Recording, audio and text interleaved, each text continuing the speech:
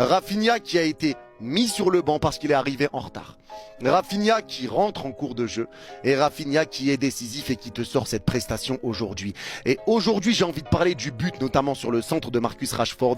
Les gars, les appels de Rafinha, ils sont extraordinaires. Et je le dis, je le maintiens, je le répète, Rafinha est pour moi le meilleur joueur du monde dans les appels de balles. Dans les appels de balles, ce que fait Rafinha, c'est impressionnant. Et c'est tout le temps, très souvent, des centres qui arrivent deuxième poteau. Les appels de Rafinha, plongeant, tranchant comme ça sur ce genre de centre, il arrive et il passe dans le dos du défenseur, ça le voit pas, il met la tête ou une reprise, c'est trop. Les appels de Rafinha, c'est une dinguerie. Il a peut-être raté des choses quand il avait mis son doublé, mais après voilà, il a cherché son troisième but, il y a des moments où il doit tirer direct et il contrôle, il rate un peu des situations, il a peut-être un peu forcé pour aller chercher son triplé, mais il met son doublé et au final il fait une superbe entrée, très bonne entrée de la part de Rafinha. Ferran Torres, ça a été un petit peu plus compliqué pour lui, c'est un petit peu dur, balle au pied, tu sens il est un peu de mal de